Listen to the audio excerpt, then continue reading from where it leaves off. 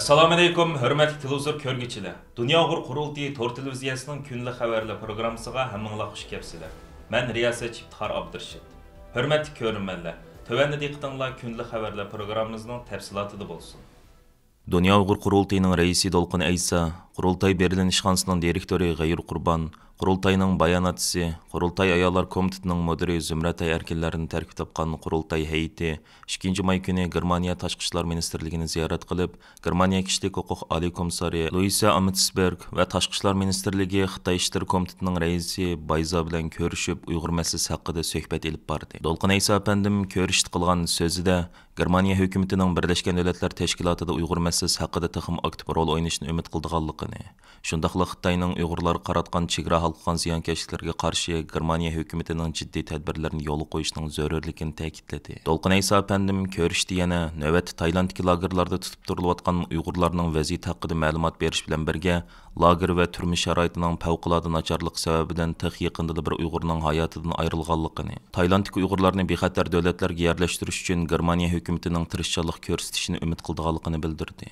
Dolqin Aysa apandi yuqorqi ko'rishlar jarayonida yana Germaniya tashqi ishlar ministri Annalena Baerbockning 14 apreldagi Xitoy ziyorati mezgilida Uyg'urlar masalasida keskin pozitsiyasini namoyon qilganligiga bo'lgan minnatdorligini bildirdi. Annalena Baerbock xonim Xitoyni ziyorat qilishdan burun Dunyo Uyg'ur qurultiyi, Xatar ostidagi millatlarni qo'g'dash tashkiloti, kishilik huquqni kuzatish tashkiloti, Yevropa Sharq Turkiston birligi qatorliq ko'plagan tashkilotlarning mas'ullari Germaniya tashqi ishlar ministrligini ziyorat qilib va Annalena Baerbock xonimga alohida maktub yo'llab, uningdan Xitoy ziyorati jarayonida Xitoy rahbarlari bilan ko'rishganda Xitoyning Uyg'urlar ustidan yurgizayotgan jinoiy qilmishlarni tanqidlashini va Xitoy hukumatini BDT kishilik huquq oliy komissarligi tomonidan o'tgan yil 31 avgust e'lon qilingan Uyg'ur vaziyati haqidagi doklad o'ttirib qo'yilgan tavsiyalarga amal qilishga chaqirishni talab qilishgan edi. Annalena xonim Xitoydagi ziyoratining 2 kunida, ya'ni 14 aprel kuni Xitoy tashqi ishlar ministri Chingang bilan o'tkazgan axborot e'lon qilish yig'inida Xitoyning kishilik huquq xotirasi haqida so'z ochganini keskin qilib, Xitoydagi fuqarolarning jamiyatga arilish doirasi barg'ansir tariyotidi. Kishilik huquq ojizlab mengyotidi. Uyg'urlarga nisbatan buning nimadan derak berdiganligi kishilik huquq oliy komissarligining dokladida iqi oq, qarz qaraldi noit aniq yozilgan degan edi. Germaniya kishilik huquq oliy komissari Luisa Amitsberg xonim Dolqin Aysa boshchiligidagi qurultay heyeti bilan ilib borgan suhbatidan keyin bu vaqtdagi ko'rinishlarni o'zining Twitter sahifasida e'lon qildi.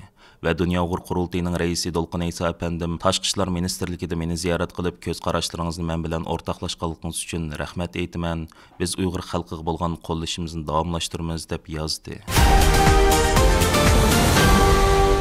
Dunyodagi nopozliq axborot erkinligi tashkilotlaridan Chegarasiz muxbirlar tashkiloti 3 may kuni o'zining 2023 yillik dunyo axborot erkinligi ko'rsatkichi dokladini e'lon qilib, Xitoyni dunyodagi muxbirlarni eng ko'p turmaga tashlagan davlat bo'lib qolmay, axborot erkinligi ahvoli va axborot muhiti jihati dunyodagi 180 davlatning ichida Shimol Koreyadan qolsa eng nachar davlat ekanligini e'lon qilgan. Dunyo axborot erkinligi kuni e'lon qilingan bu dokladda Chegarasiz muxbirlar tashkilotining dunyo axborot erkinligi ko'rsatkichi e'lon qilib kelayotgan 21 yil mobaynida Xitoyni tunji qatim 179-o'ringa, ya'ni Shimoliy Koreyadan qolsa eng nachar o'ringa tizishidir.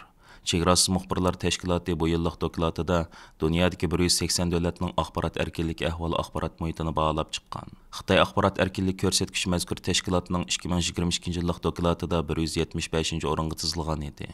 Lekin bu yillik dokladda Xitoy biroqli 4 o'rin tövallab 179-o'ringa tushib qolgan.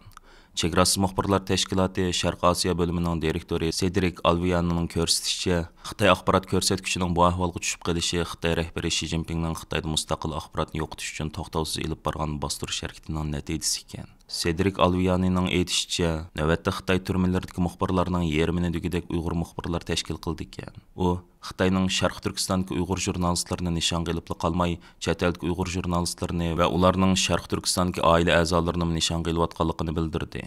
Cedric Alviani mundaq dedi: Biz Sharq Turkistonda sababsiz tutqundagi jurnalistlarning nisbati intan yuqori ekanligini ko'ryapmiz. Biz buningdan Xitoy hukumatining Sharq Turkistondagi jurnalistlarni g'arazlik jazolayotganligini, ularning jurnalistlarni emas, ularning oila a'zolarini, shundaqla Sharq Turkistondagilarni emas, balki chet eldagi jurnalistlarni jazolayotganligini his qilyapmiz. Men buningga oid Amerikani o'z ichiga olgan bir qancha voqeani angladim. Bu jurnalistlarning oila a'zolarining faqat urug' tuqqan bo'lganligi uchun Xitoyda parakanchilik uchirganligini sizmi yaxshi bilasiz. Bu qilmishlarning hammasi qabul qilinmaydi. Dunyo Uyg'ur qurultayining ko'rsatishicha, Xitoy turmusidagi Uyg'ur muxbirlarining nisbatidagi tangpungsizlik Uyg'urlarning navbatdagi qo'rqinchli vaziyatini suratlab berdi ekan. 3 may kuni yana Amerika Davlat Majlisining Xitoy ishlari komiteti Dunyo axborot erkinligi kuni munosabati bilan bayonot e'lon qilib, Xitoy turmishidagi jurnalistlarni, xususan Erkin Tursun, Ilham To'xti, Qurbon Mamut qatorliq jurnalistlarni darhol va shartsiz qo'yib berishni talab qilgan.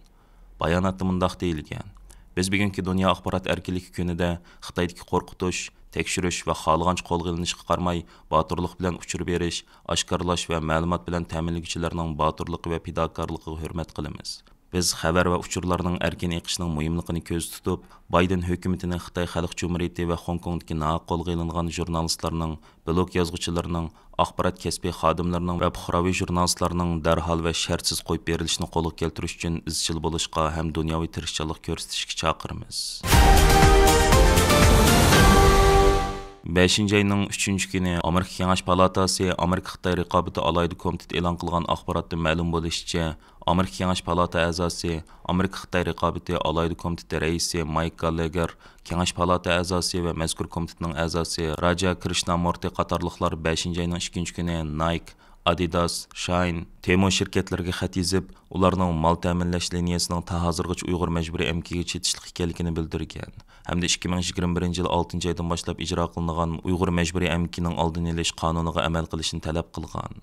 Ular yana Xitoy shirkatlari bo'lgan Shine bilan Temo'ga xat yezib, bu shirkatlarning Amerika savdo qonunidagi yo'chiqdan, ya'ni $800 to'van bahoda mal kirgizishga bo'ldiganlik ruxsatidan foydalanib, Uyg'ur majburiy emkining oldini olish qonunidan egib o'tib, Uyg'ur majburiy emkiga chetishlik mahsulotlarni Amerikadagi iste'molchilarga sotayotganligini va buningdan andish qilayotganligini bildirgan. Mike Gallagher mundaq degan: Biz bu xat orqali savdo sohasidagilarga shuni demoqchi: mal ta'minlash liniyaringlar pokiz bo'lsin. Ya bo'lmasa majburiy emgak davlati bo'lgan Xitoydan ayrilinglar. Raja Krishnamurti mundaq degan: Amerikaliklar o'zining kiyayotgan kiyimlarining qanchaligining Xitoydagi majburiy emgakdan kelganligini bilishi kerak. Biz Xitoy Kompartiyasining Uyg'urlar va boshqa millatlarga irqiy qirg'inchilik yurgizayotganligini, ularni majburiy emgak silayotganligini anglayapmiz. Bu shirkatlar o'zining qonunga amal qilganligini, ta'minlash liniyasida majburiy emgak omillarining yo'q ekanligini isbotlashi kerak. Bu faqat bizning ularni tekshirishdagi birinchi qadam emas. Irlandiyaning muavin bosh ministri ham tashqi ishlar ministri Michael Martin Xitoyning kishilik huquqini dafsanda qilishi, Ukraina urushiga tutgan maydonni tanqidlagan hamda Fransiya prezidenti Macronning Yevropa, Amerika bilan Xitoyning to'qinishlarga kirmasligi, Tayvan masalasiga aralashmaslik kerak degan ideyasini rad qilgan. Bloomberg to'rining xabarida aytilishicha, Michael Martin 5 ayning 2 kuni Berlinda qilgan so'zida Amerika bilan Xitoy o'rtasidagi da'talashning tugamaydiganligi, Yevropaning bu ikki davlat orasiga qapsilib qolganligi, shon Yevropaning mustaqil strategiya barpo qilishi va uni mustahkamlash kerakligi haqidagi ko'z qarash qo'shilmaydiganligini bildirgan. U Irlandiyaning Xitoy bilan davomli savdo qilganligi, shuning bilan birga klimat o'zgarishiga taqobil turadiganligi, Xitoydagi kishilik huquq ahvolini yaxshilashga tirishadiganligini bildirgan. U Birlashgan Davlatlar Tashkilotining Xitoydagi kishilik huquq ahvoli haqidagi dokladini tilga olib, Xitoyning Xinjiangda Uyg'ur va boshqa musulmon millatlarni kamsitishi va xohlagancha tutib so'lab qo'yish xalqaroliq jinoyat, bo'lib insoniyat qarshi jinoyatni shakllantirgan bo'lishi mumkin degan nuqtani qayta ta'kidlagan. U yana Irlandiya hukumat amaldorlarining Xitoyni ziyorat qildiganligini, Xitoy bilan bo'lgan savdoni davomlashtirdiganligini aytgan. Ondan buning izohat berib, bizmi sodda emas. Xitoyning dunyo qarashi bilan bizning qarashimiz o'xshamaydi. Bizning manfaatimiz va qimmat qarashimizmi ular bilan o'xshamaydi. Shung bu xil reallik Xitoy bilan jonliq munosabat qurishimizni taqozo qiladi degan. Aziz ko'ruvchilar, yuqorida diqqatingizga kunlik xabarlar programmamizning tafsilotini sundik. Kelar qatimliq sonimizgacha ko'rishgich omon bo'lgaysizlar. Stansiyamizning YouTube kanaliga a'zo bo'lishni unutmang. Allah'a emanet.